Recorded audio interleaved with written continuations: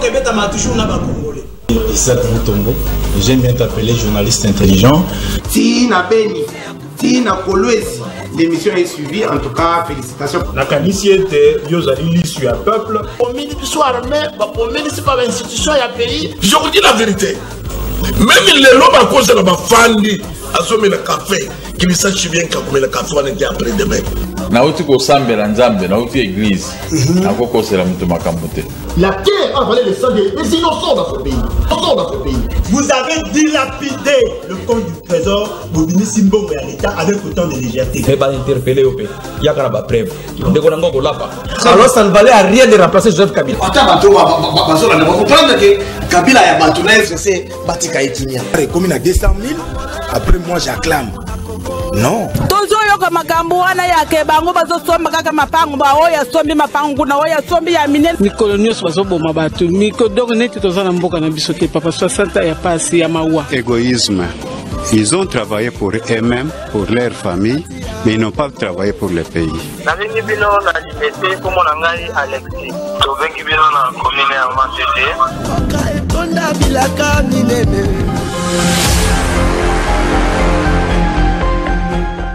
Tovengi bino na commune ya Matete. Etonda bilaka minene. Bobini Simbo et à l'État avec autant de légèreté. Mais pas interpeller au pays. Il y a quand même preuve. Alors ça ne valait à rien de remplacer Joseph Kabila. Comprendre que Kabila a battu c'est Batika Etimia. Comme à 200 000, c'était l'émission du peuple. Non. Tozoyoka makambo wana yake bango bazosomba kaka mapango ba oya sombi mapango na oya sombi ya minene. Bango ete bokeba mosala oyo totindela bino bosali na note. Oye yebisaka bango ete bokeba politique ezalaka nde mpona intérêt ya population soki population za ko se retrouver te tina moko te ezali ete bozala wana bandeko na ngai émission esi ebandi na yebisaka bino ke napesaka bino maloba po ete biso bato tozalaka na plateau tolekaka bino maloba te na kofongola telefone na ngai banimero yango oyo na gauche na ngai somba unité benga mpona kointervenir soko oza kobenga te elobi ete ozwi mboka oyo kabia ngo na maboka bapolitisien basala na yango oyo bango balingi. Bandeko na ngai l'émission du peuple a commencé. Nani na yambeli bino lelo. Yali bosso oyo azali na plateau na biso azali bongo maître Oscar Beya oyo azali coordonnateur ya génération sans impunité. Maître Oscar Mbote na yo. Mbote Ndeko Eliezer. Ndeko Isaac. Mbote Ndeko Isaac, comprenez mon frère, c'est presque Eliezer et Isaac, c'est presque le même. Vous êtes des journalistes le plus renommé de la ville, comprenez, je dois vous saluer ainsi. Moi également, téléspectateurs, Nioso, il y a une émission, félicitations parce que ton émission est en train de prendre l'ampleur, ça prouve à suffisance que tu fais un bon travail. C'est pourquoi on a bien Kayo, journaliste intelligent. Merci beaucoup. Boni Masolo ya My Gold, tu déjà wapi bandeko ba komituna. Mon frère Masolo ya My Gold, tozo continuer nango, nous sommes en train toujours de identifier toutes les victimes de My Gold, mais mon frère, Naïbicho Isaac Mutombo, Naba téléspectateur Nayo, selon ba recherche Nabiso, nous avons constaté que Serge Kassanda c'est un escroc. Au courant de cette émission, Tokola Kisango que non, Ezalaki escroquerie à ciel ouvert. Merci, on en parlera, mais Nayo qui peut être Serge Kassanda, Azalaki na EP kaka, Azalaki EP kaka victime, Tokobeta le solo le voit à la fin. Qu'est-ce qui s'était-il passé? Parce que Ayali victime te Yende Azalaki DG ya My God Rêve où il changeait qui et comment qui My Crypto Rêve Yende Azalaki DG Nango ceux qui balobi qui Azal victime batouana nde bazana ignorance makasi biso to sali ba recherche en tant que les avocats de sans voix mon frère réalité et amus. Merci beaucoup. Ndeko na biso ya mibale ezali bongo ndeko Junior Lokilo boyebi ye côté ya kobeta pour intérêt à la population ça la massivité. Ndeko Junior Lokilo mbote na. Mbote ndeko Isaac félicitations pour la musala za kosala. Merci. Ndeko na plateau. Mais mbote na balinyoso bazolanda bana Congo na Kinshasa na Moamba na kata Kinsenso bien que na Kinsenso ne bambule zobeta ndeko Isaac okokuta mabengi ezo salima communément appelé au babini na lokota li falansa ba érosion. Alors bandeko bazoka mamboka bazoye bate ndeni ba kosalelo aveni ki quit banda ba manda misala eza ko accélérer avenir oto qui était président de la République c'est après ça qu'il loboko na accélérer na le cas kuna lobi pona ki ko vérifier ko benga émission le ko benga il faut na le cas na vérifier sur terrain alors na kena kimwenza na yolo wana kutu kolobela te bon sozo na bongolo eza ya kokufa. Or, les compétences sont d'attribution. Ils ont un gouvernement central, ils ont un gouvernement provincial. Alors, central la salité, provincial la salité. Mais Bakosu, Kaka, Otiaka, banderole, Kotiaka visibilité, Kozaka, Kenon, Oya, Kota, Babani, Misala. On a relaxé, te baza ko sala mosa. Oh, Misala, le peuple n'a pas besoin de ces choses. Le peuple a besoin de palper la réalité. Même union soirée, union sacrée, union sacrée, parmi les objectifs à Liboso, il faut pas il faut salement parce que la route est un facteur primordial dans l'État développement économie. Alors, ceux qui vont dire les habiletés, pourquoi ils vont développer sur le plan économique? Sur ces tant que bazoya na union na bangwana ya égocentrisme pe yo ba égocentrique ba kosala mini et sengeli ba ba kotala likambo ya banzela parce que banzela ezate biloko ya province moye kota awa ezate pe awa na kata bili ya Kinshasa tambola ne bamule zobeta mawa. Merci beaucoup Ndeko Junior Lokilo. Je crois que tu as masolo en détail parce que la population ne base ya émission na biso bande ko ngai natango bande ko mususu ba ko se distraire ngana ebisa kabino ete ya biso objectif ezala bien-être ya population. Nazo banda na maître Oscar na pré-image o ya premier ministre Sylvestre Ilunkamba o ba do proposer biso. Nakobanda penza na maître Oscar Simon talala na image ya Ilunkamba premier ministre Simande nazongeli plateau na ngai Simon image. Ouais. Merci beaucoup. Et quand je parle, j'ai l'habitude de dire juste ce qui est nécessaire. Vous connaissez comment a évolué la situation politique dans ce pays. Je ne vais pas épiloguer là-dessus. J'ai tiré, en fin de compte, les conclusions de cette situation et je viens, en toute responsabilité et conformément à la Constitution, de déposer la démission du gouvernement de la République. Je remercie le président de la République au nom de mon gouvernement. Je l'ai remercié de la confiance qu'il nous a témoigné dans le cadre de l'accord de coalition qui a permis de connaître la première expérience de passation pacifique du pouvoir. En ce qui me concerne personnellement, j'ai remercié le président de la République de la confiance et de la cordialité de relations que nous avons entretenues durant les 15 mois que je suis à la tête du gouvernement. Je voudrais pour finir ici remercier son Excellent Joseph Kabangé.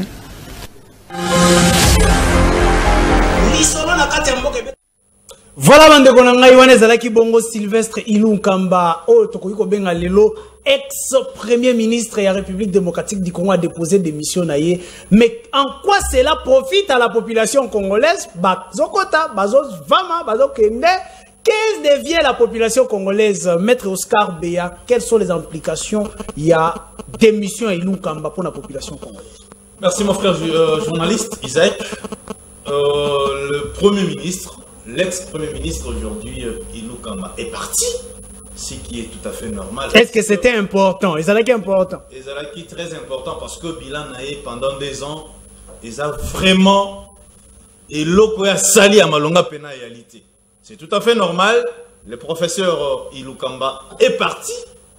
Et le chef de l'État pourra, comme M.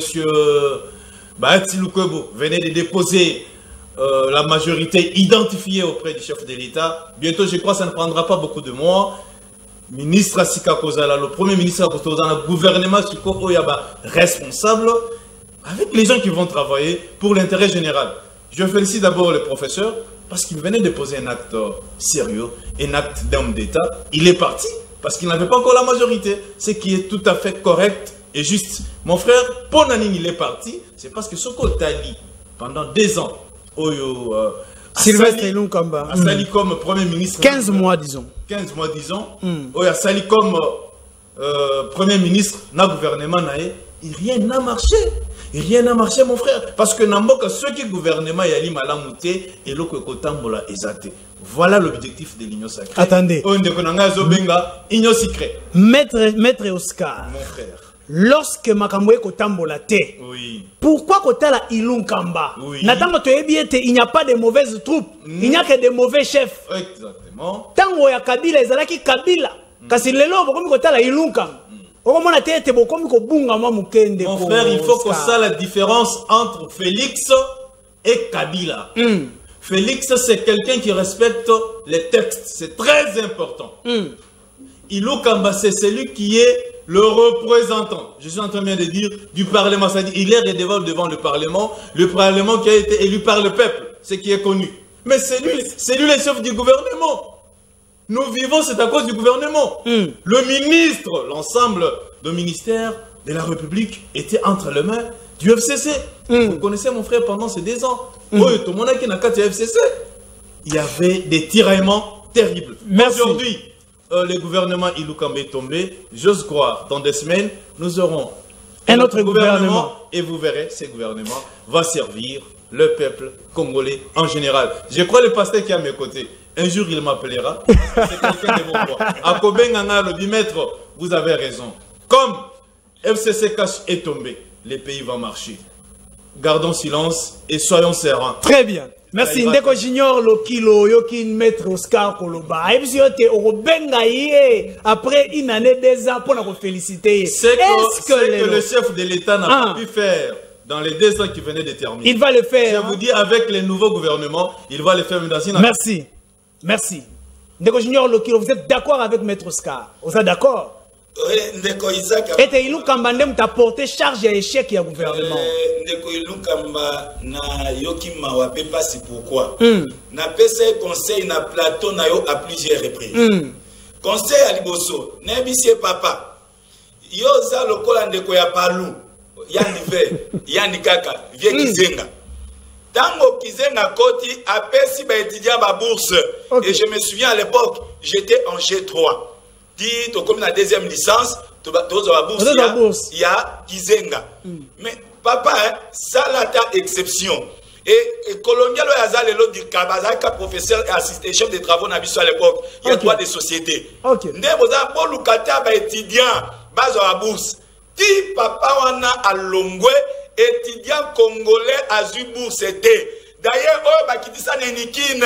Bana ba totaka ba village ko ba yaka classe ba mususu ba se retrouver na ba kamoko kanisa ba komi na balabala. Voilà pourquoi, parce que l'irresponsabilité et problème mes amis, les responsabilités sont partagées. Il y a primo Ndeko Félix azaki na carte rose et azaki na contact ya mutuka. Ndeko Kabila azaki na carte rose ya mutuka. Nandela Ilunkamba. Babana tamu isa mutuka batubo. Mibale. Moi pas en contact, moi pas en carte rose. Or le roulage, so okutana retourna yo contact te. Carte rose ya kinini? Assemblée nationale. Le nombre exorbitant des ministres, les gouverneurs des villes, le président de l'Assemblée provinciale, le nombre de députés provinciaux. Azaki na bango ebele. Ce qui faisait que non, il y a aussi Mutuka. Nandela il y a système. Kabila continue à nous diriger au travers les systèmes. Et aujourd'hui, je ne peux pas accorder foi à Oezo Salem. Ah bon? Oui. Donc il doit assurer que c'est parce qu'il faut que non, banato le cas du système à théâtre. entre bandeko FCC na cash. Le lot d'émission ndeko Ilunkamba. Est-ce que va changer kaka comment ndeko ça qui doit réfléchir un peu. Doit réfléchir. Le lot bandeko sur FCC va se retrouver na Kenya sacré. Oui, seulement le changement du nom. Mais non les individus. Ce sont les mêmes individus. On a dit que c'est un problème d'idéologie. Idéologie, comme Ilunkamba, sur le plan constitutionnel de la loi Mboka, il devait travailler dans la vision. Il y a président de la République. Il faut travailler dans la vision. Il y a chef de l'État. Mais est-ce que. Mais Ilunkamba n'a pas travaillé dans la vision du chef de l'État. Il travaillait dans la vision de l'autorité morale. Il y a égocentrisme. Est-ce que Bako travaillait dans l'agenda caché? Parce que jusqu'à présent, je prends un exemple typique. Dans l'union rapidement, monsieur le pasteur, il n'y a pas de un exemple typique. Oui. Je vais vous amener dans une petite réflexion. Les lots, 30 secondes. Parmi les candidats, Kaboun dans un cas, candidat. Na IDPS, il n'y a pas de femmes. À l'IDPS, il n'y a pas de femmes. Azar député qui oppose à vice-présidente Lélo. Na IDPS, il n'y a pas de jeunes. Donc, aux hommes, on a le même système. Ce sont les mêmes personnes qui reprennent. Donc, on peut maintenir les choses. Or, les lots qui ont eu un changement, qui ont eu une nouvelle génération, na IDPS, il y a des têtes passantes qui sont là. Merci. On pouvait prendre un jeune député à IDPS, bâtir comme un candidat, une femme, bâtir comme candidat. Merci Ndeko Junior, Ndeko Daniel. Oyoki bandeko kolobata ko tozali na mwa retard mwa moketo yebi bambouteillage ya Kinshasa. Mbote na yona. Mbote ndebe Isaac. Bonne santé. Santé gande osango mona esengo makasi. Ah OK, okoti biso déjà na débat na koti si yombala moko.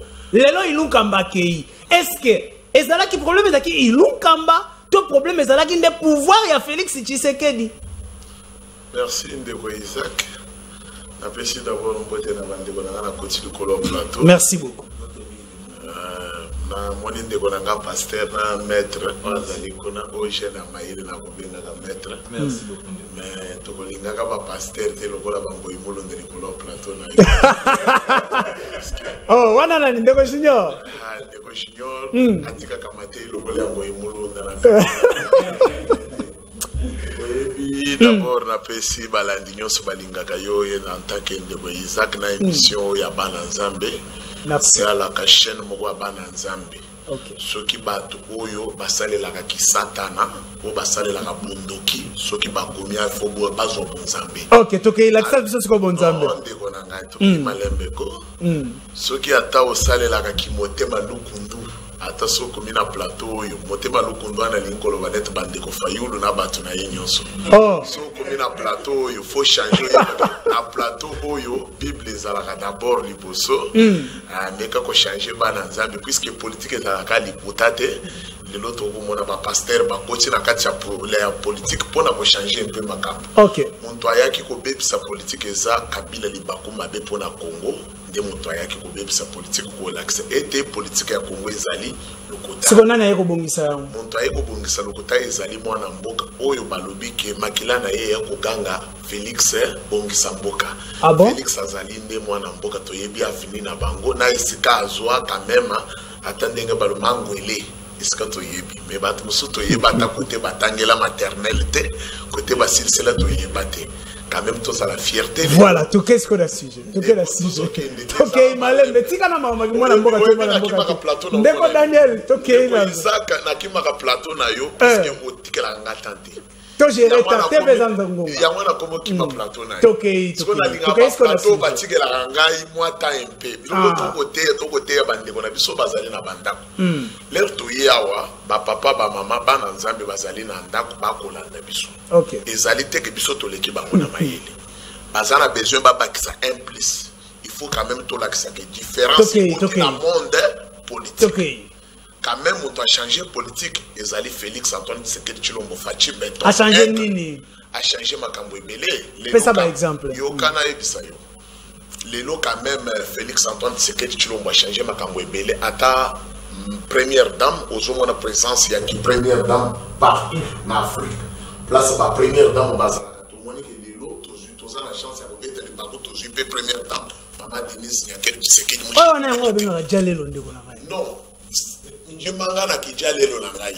Oh. Oui, oui. On peut s'engager pour ça les locaux, le union sacrée, dans la ministre de discipline, ça va fachi. On a demande d'emploi. Première conseiller na yezali Maman Denise Nyakero. Voilà, na pesa siko, na pesa 1 minute na yo. Na pesa siko 1 minute na yo. Na kende ko sala kijale na président Rwandais Kagame. Ou président Burundais. Non, non, merci d'abord. Ok, la personne a 1 minute, n'a réagir par rapport à nous. Merci d'abord, la bana changu, nous sommes pas kolandanga minute yo, bana changu, lobby to kozala na changu.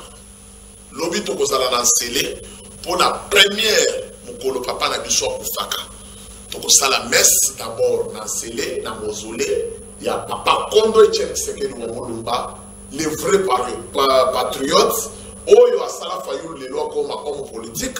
Oyo asala bande ko ebele ba komba on politique le loto moni ba mende le lo bango ikasa ba komo lo ba ke to le kela na nzela yi depes le lo ba shadari ba tiki ki mono ba komo lo ba to le kela na nzela yi depes le lo fayulu ba lo ba makasi nyoso na zani na ngo ezali pona papa eche mais fayulu donc koto za ko me mangana nyoso za pour réagir na débat na biso nazali cadre na kati ya yi depes wana na mamuto ko beta mona suka ndeko Daniel ya no la yo papa na ngai tina pesa message na nga puisque oya okatanga na suka ya wana lobi na koyebi sabana nyosha IDPS na peuple congolais bazali na Kinshasa lobi tozali na mausolée na messe. Merci, c'est compris. Merci à papa Etienne. C'est compris. Tant que vous wana to kozala na limité na siège national oye yebani.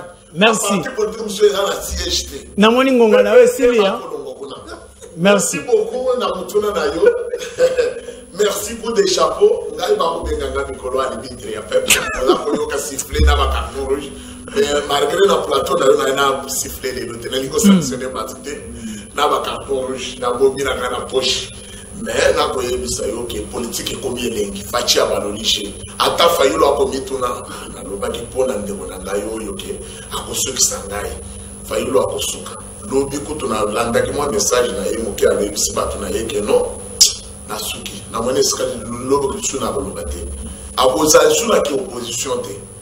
Lunkamba Pepe bande kuna baza ko sele ya FCC baza ko sele ye tango ba ko sele ba ko réunion président Daniel yeboye ba yoki Lunkamba déjà na oya président to ayeba kiteke Lunkamba oya mais Lunkamba déjà mikendalo bolingina kota boloko usiwe yoki makalo ndenge ba pepa ka fungule. Merci, merci.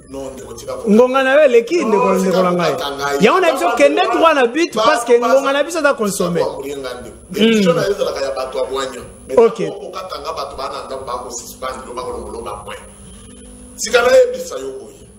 Zonga penza la suite. Zonga la sujet. OK, OK. Boye bi côté bo bandela. Ngaler na ye fona ramasser nyoso. Tala pasteur awo. Nini ya mabeo ya lobi? Alobi awa ezo ebisebiso ke non eloko balonga eko salema te. Pote bozongi sika ka bato moko ba Lambert Mende obino bo finga ki lobi. Sanga bunganga zanani na kati ya Elamuka. Awuti wapi? Musito azanani a travaillé na Kabila combien de temps? Fayulu a travaillé na gouvernement ya Kabila.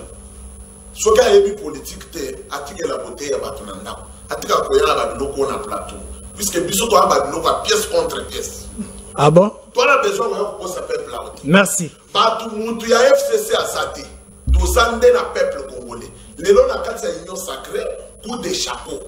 Tozana député de société ya MLC, il y a PPRDT, il y a IDPST, il y a Lamuka, il y a SIDT à monaki ndeko na ye. Basala ki préparer na élection à monaki nani député na bango national wala ataka pichema wana azala ki wana yepe avota ki très bien. Très bien, très bien. Population la Rolanda biso to s'éterniser te na makambo wana de s'il vous plaît ndeko Daniel nazo zongela yo rochite. Nazo zongela yo s'il te plaît ndeko Daniel s'il vous plaît. Yoka. Na parti politique tozalinde ezali lisiba ya bomo. Merci. Merci. Soki na milimo mabe sukela libanda. Soza moto ya rapport mapping. Merci beaucoup. Maître Oscar.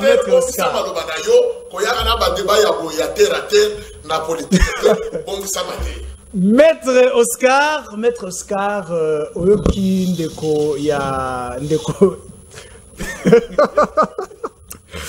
Oyoki ndeko junior Loki Lokoloba. Alors, rien ne changera.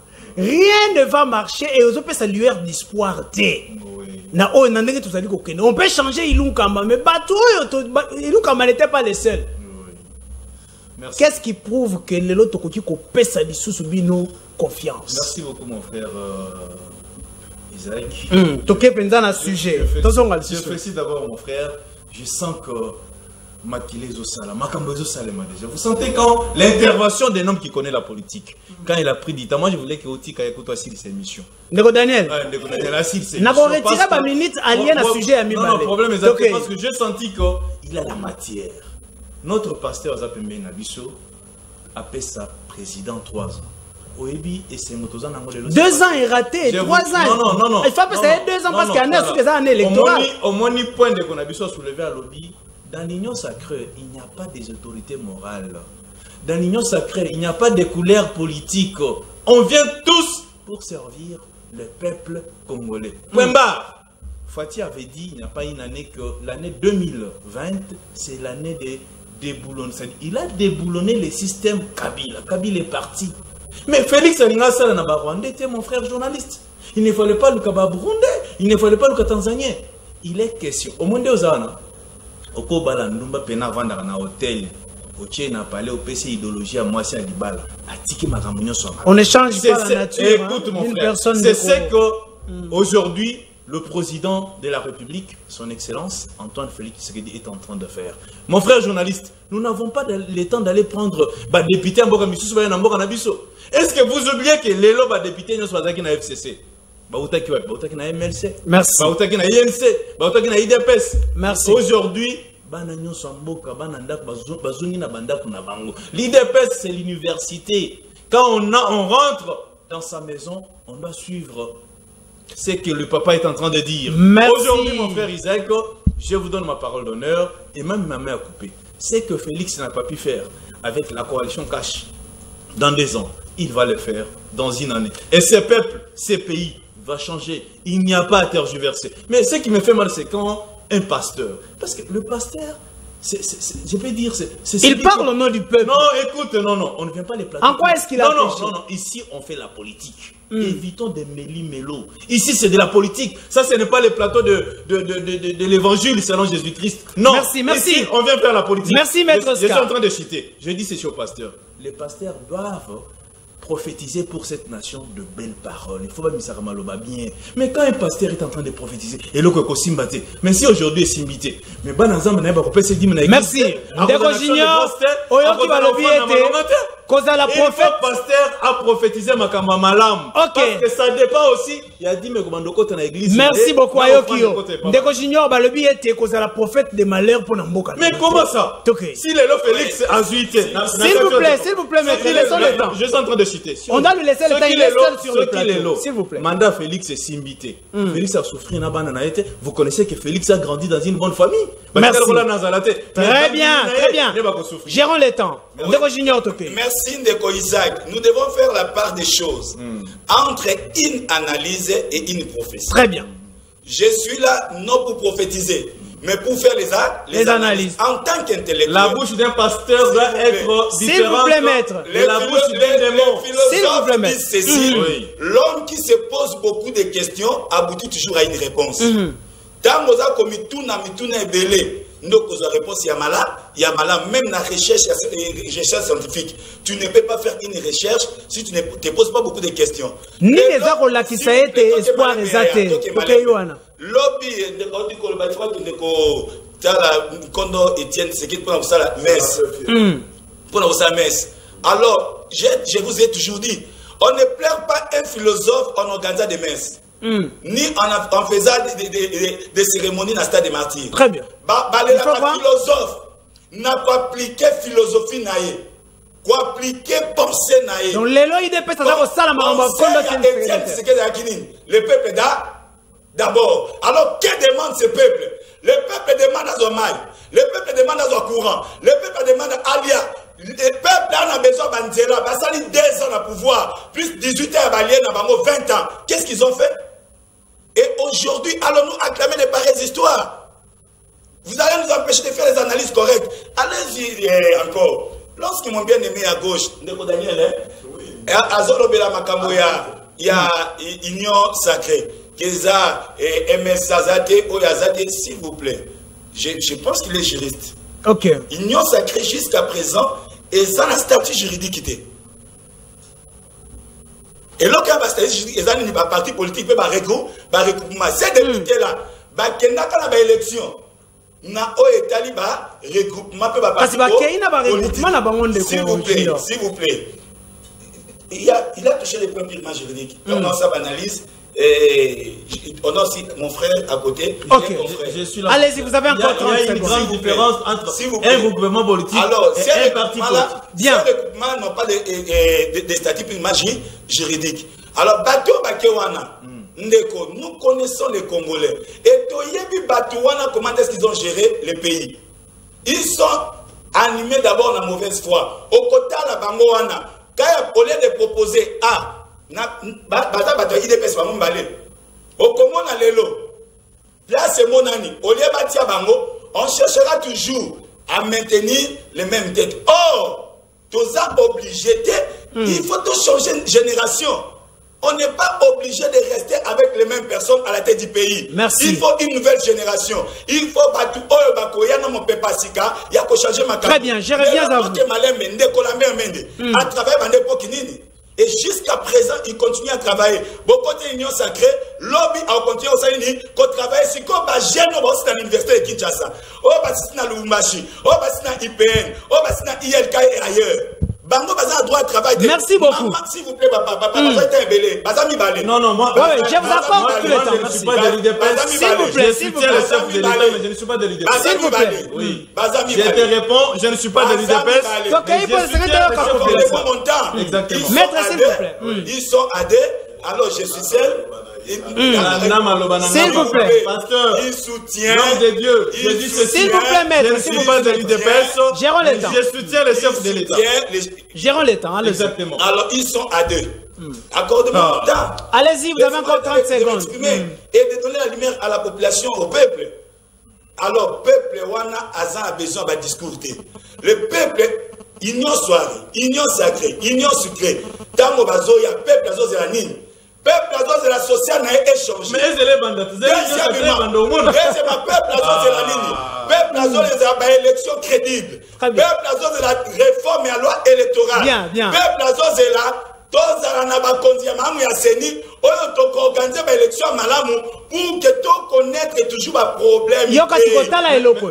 Tala eloko. Botala nanu.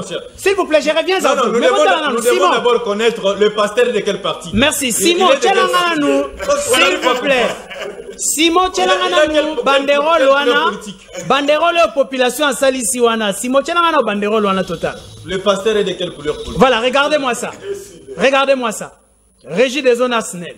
Natango population da cause la régie des zones SNEL bino bozo welela nanu primature na Ilunkamba. Ndeko Daniel.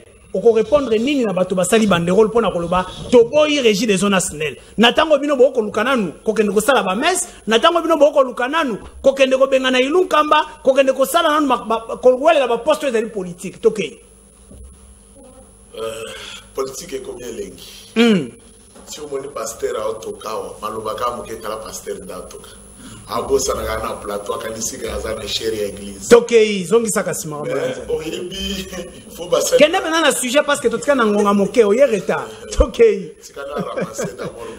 Tokei. Je suis un cadre de la parti politique IDPS, maître Aza et IDPS. T'es sototé, vous allez réflexion, il faut gérer les mots, s'il vous plaît. Non.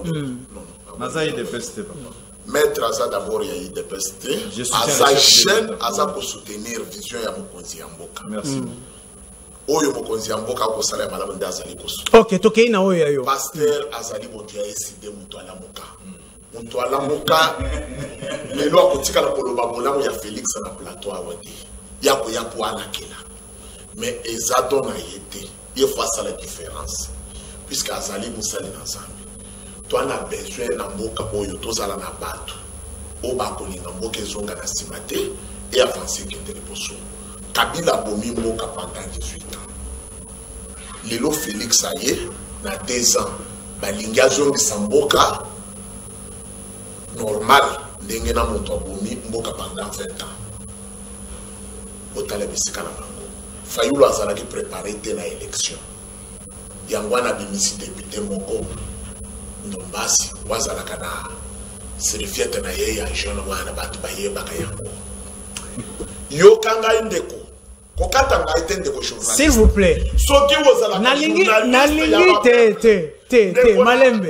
malembe nalingi boye so na tuni motuna tokende droit motuna nanga zali koyeba non ouais kasi ezwa temps ya kolia nyonso te nalingi ete ozala droit au but motuna zali ya koyeba que demande le peuple par rapport ya oyo bino bozali kosala na lakisi yo banderole wana population kosenga régie des zones mana national par rapport ya ce que vous faites aujourd'hui. Merci nakende na motuna na oyenga de minute okiselanga 2 minutes olier nakoyebisa yo boyinde peuple nde moto asengaki Félix aboma libala bato zala bango na libala bokosala eloko te ndeko pasteur na mona ye na fade na range côté ya nani ya ndeko Fayulu bakoyemba Félix lilingi ya pamba akendaka kobondela na butu na kinga kati lelo oyo pasteur asangi discours ya kotelema na bolikolo plateau azola kele union sacrée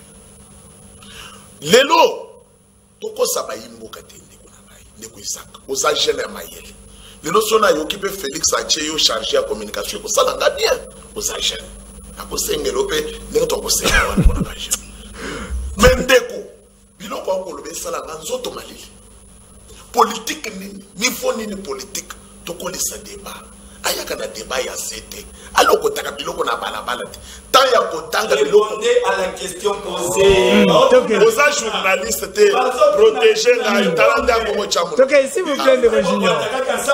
Répondez aux questions. Merci Ndeko Junior. OK. Bande ko bayoka ka oza muntu makelele ya kotanga politique ya kotanga bible na ndako biso tozali ko yekolo politique yezo yokola mate ya kote bande ko dimanche. Voilà.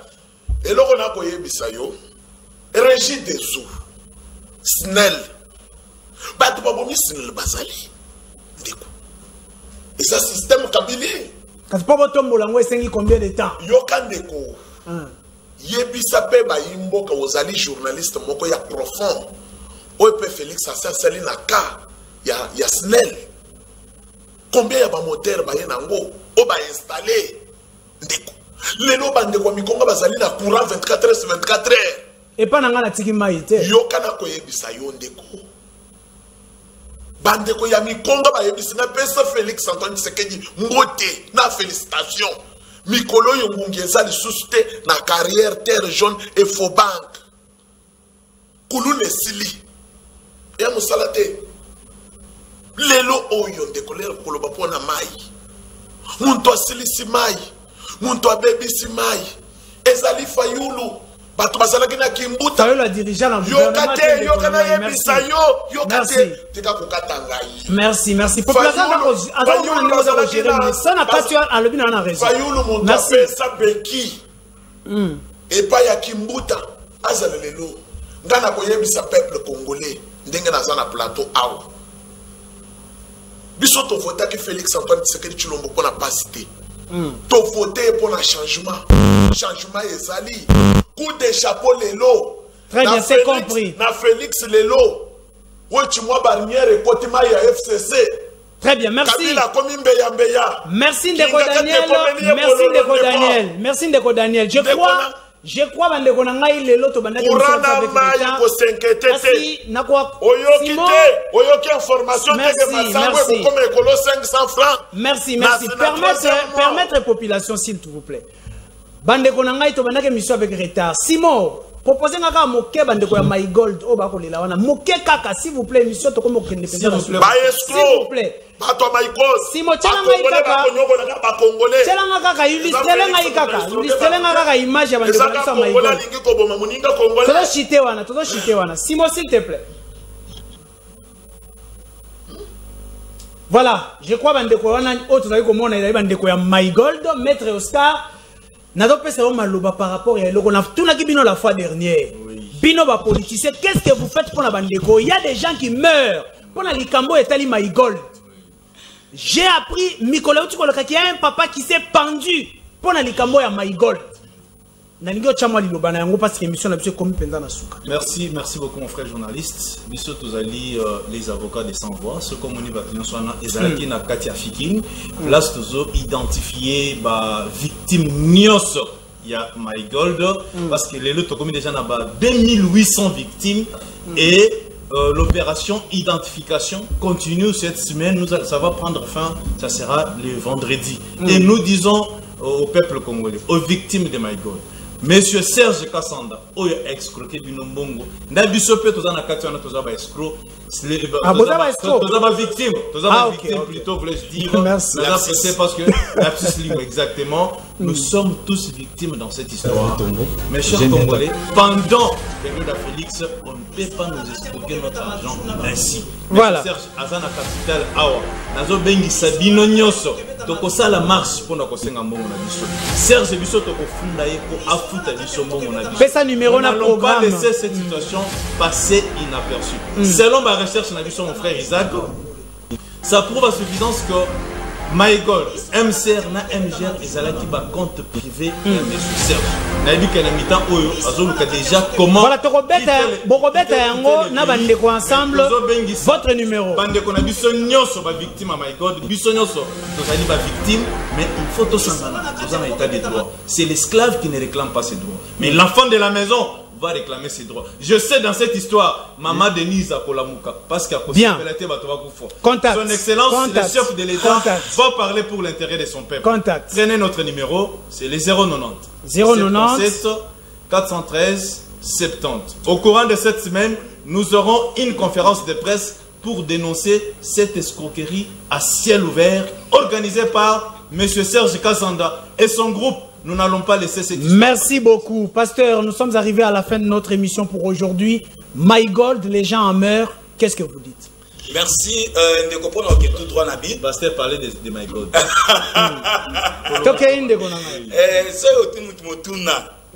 Il faut je suis très écœuré et j'ai très mal au cœur. Pourquoi? Nous sommes dans une république, dans un État. On a les institutions. Pourquoi appeler maman Songolo, papa Pakala? Pourquoi faire les Djalelo? Dans un ministère de la justice, il faut demander aux institutions de faire le travail. Notamment, soit service intelligence.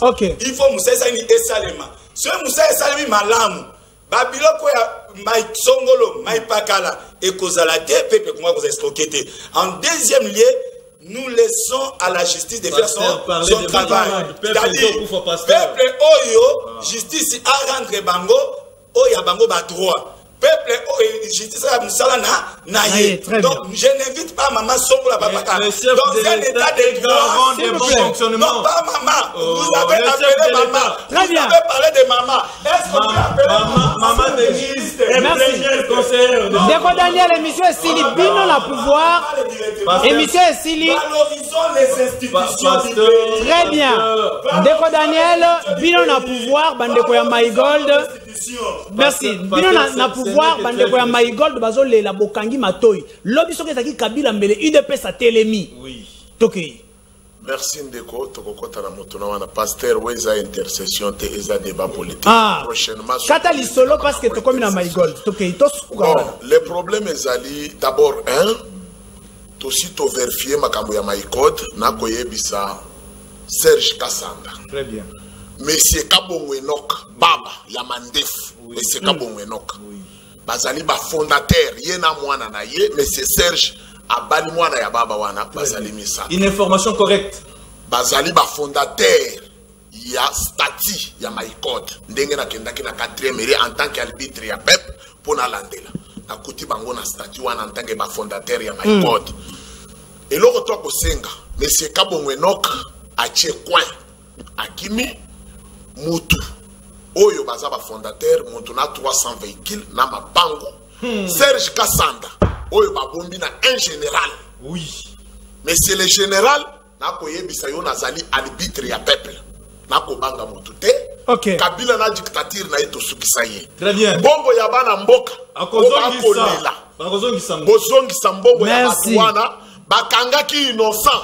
Monsieur Kaska Songo Shigal azalaki chargé à financier ye alobi ngai nazali pe travailleur na yebaki yango te. Très bien. Yokanga ndeko Isaac papa na batoko na bibo sengela ngai déjà kaka déjà baby c'est la yote bana mboka bakolanga na koloba boye pesanga ta 5 secondes ya pamba na koyebisa boye bana mboka bakolela lero bino bozozo mitoki ya bana mboka bozolia misuni bozosepela yeba mutoki ya moto eskai wotaki batu bozwi mbongo ya batu na maikode boestroke bango pas moins de 18 millions de dollars. Présidence ezalaki na makambo wana te chef de l'état ezalaki na makambo. Merci. Eza montage ya babiloko na bino bosalaki boyi ba peuple congolais. Merci, merci. Tokolandela yo monsieur le général. Voilà. Très bien, s'il vous plaît. Non, les annoncer. Permettez-moi de les annoncer. Permettez-moi de les annoncer. Ah bon? Qu'on célèbre Tshisekedi, c'est là qu'on lit la commune.